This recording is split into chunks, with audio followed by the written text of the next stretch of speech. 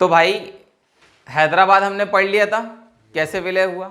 आज हम बात करेंगे मणिपुर की। किसकी बात करेंगे भाई? मणिपुर की। मणिपुर। भाई मणिपुर नॉर्थ ईस्ट का एक राज्य है, आपको पता होगा, ठीक है ना। तो मणिपुर को लेकर भी थोड़ी सी समस्याएं हुई। क्या हुआ, यहां के राजा थे बोधचंद्र सिंह। कौन थे भाई? बोधचंद्र सिंह। चंद्र सिंह। अब भारत सरकार ने बोधचंद्र सिंह पर दबाव डाला कि वहां की राजनीतिक पार्टियों से बात किए बिना, मतलब चुपचाप जल्दी से विलय पत्र पर साइन कर, जिसमें भारत सरकार को जीत भी मिली। ठीक है, बोधचंद्र सिंह ने क्या करा कि भारतीय संघ के साथ विलय पर हस्ताक्षर कर दिए। अब इससे वहां की जनता थी वो थोड़ी सी रुष्ट हो गई। क्यों हो गई? इसके कारण थे भाई, वहां की जो कांग्रेस थी, क्या भाई, वो तो पक्ष में थी भारत के साथ मिलने के, ठीक है, भारत संघ से मिलने के पक्ष में थी, लेकिन जो अन्य राजनीतिक पार्टियां थी, ठीक है, वो इसके विरुद्ध थी। ठीक है, अन्य राजनीतिक पार्टियां मिलना नहीं चाहती थी। खैर, बोधचंद्र सिंह पर जनता का दबाव था, ठीक है, इसीलिए 1948 में, क्या भाई, 48 के जून में जो है चुनाव होते हैं। यहां पर क्या होते हैं, ठीक है, और यहां पर पहली बार वयस्क मताधिकार का प्रयोग होता है। क्या होता है भाई? वयस्क मताधिकार। यहां पर पहली बार वयस्क मताधिकार का प्रयोग होता है और वोटिंग के द्वारा जो है मणिपुर को भारत में शामिल कर लिया जाता है। ठीक है, तो ये पहला संवैधानिक राजतंत्र यहां कायम होता है। क्या होता है भाई?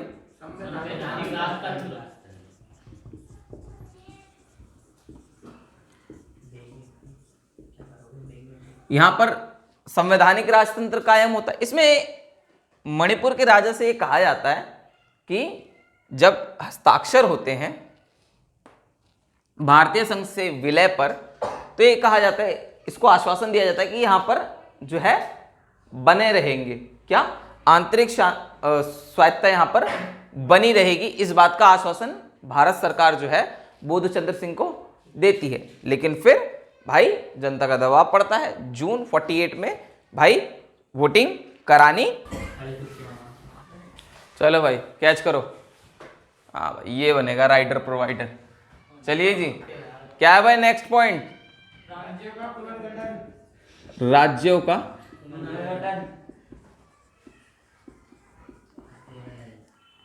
ठीक है भाई।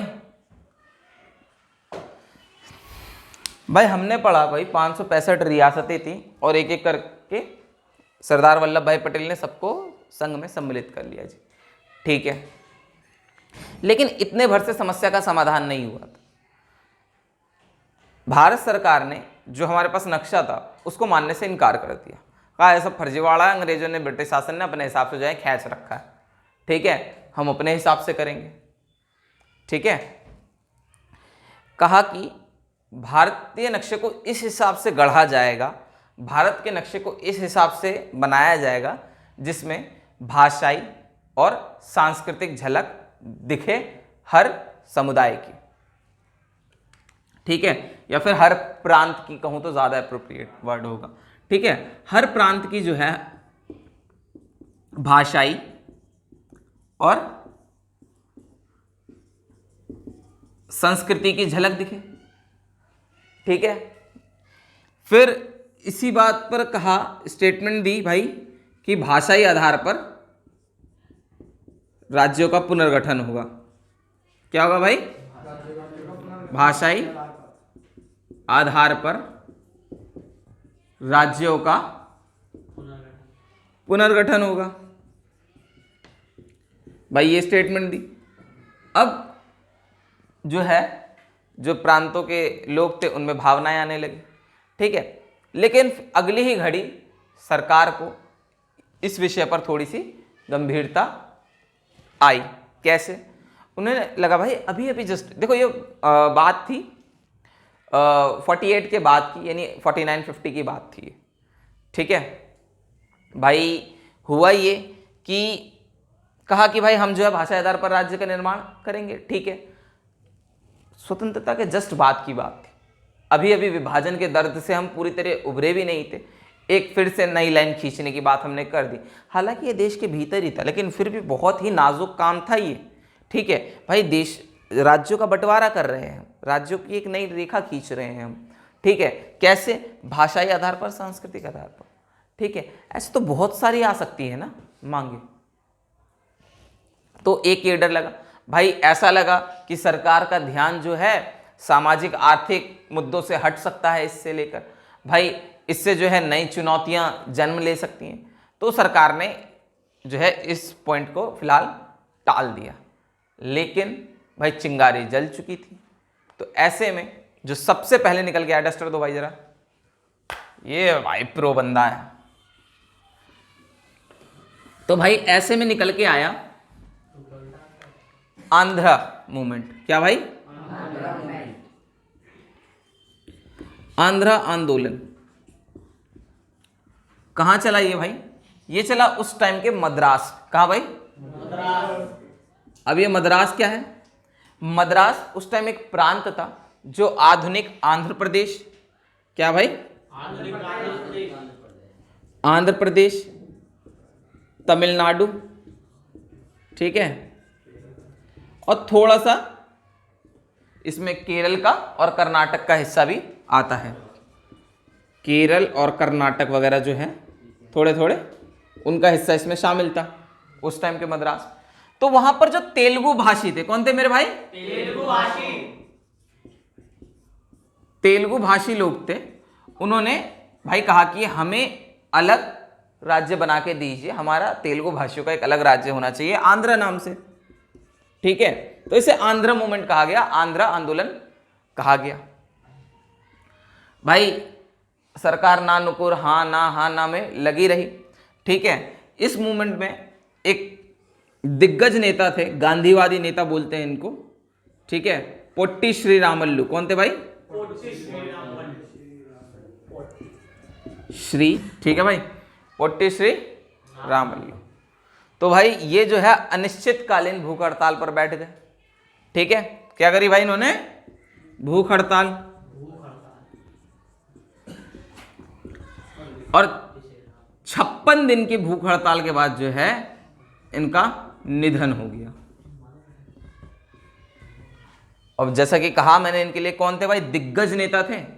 कैसे थे? दिग्गज, फेमस। तो भाई जो मद्रास है उस टाइम का, वहां पर भाई आंदोलन जो है विकराल रूप, हिंसक रूप उसने धारण कर लिया। ज्यादातर जो राजनीतिक पार्टियां थी वो चाहती थी कि आंध्र को एक अलग स्टेट बनाया जाए, ठीक है।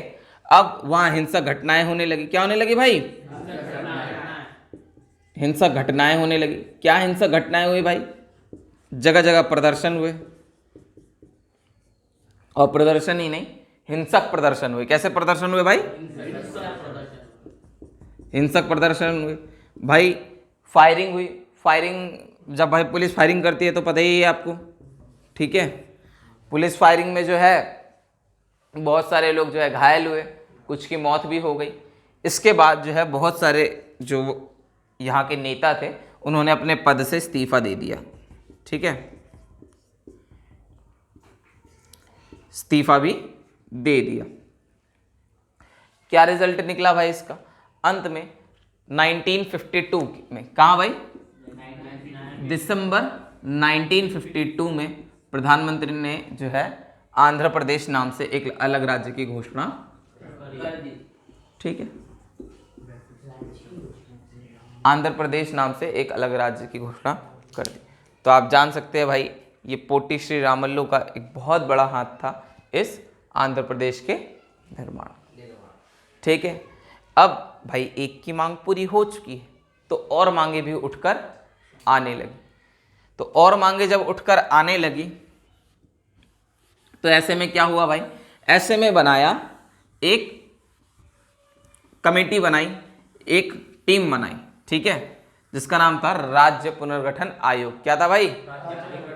राज्य पुनर्गठन आयोग। राज्य पुनर्गठन आयोग कब बना ये भाई? ये बना 1953 में। अड्डा मारन लग रहा चरे। हाँ भाई, राज्य पुनर्गठन आयोग 1953 में बना। अब इसका काम क्या था? इसका काम था कि भाई पहचान करना। क्या करना भाई? पहचान करना और देखना कि किस राज्य को जो है किस राज्य को जो है अलग करा जाए, किसको अलग ना करा जाए। जैसे मद्रास से तमिलनाडु अलग हुआ, आंध्र अलग हुआ, तो किसको करना है, किसको नहीं करना है, इस सब की जांच पड़ताल जो है इसका काम। ठीक है, क्या करा भाई इसने 1956 में अपनी रिपोर्ट दी। क्या दी भाई? जिसके आधार पर 14 राज्य, कितने भाई? 14 राज्य और 6 केंद्र शासित प्रदेश बने।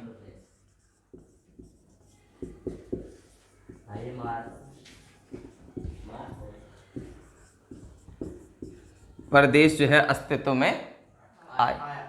ठीक है, अब इसको हम जो है नेक्स्ट क्लास में देखेंगे, बिल्कुल नक्शे से समझेंगे कि ये 14 कैसे बने और ये 6 कैसे बने।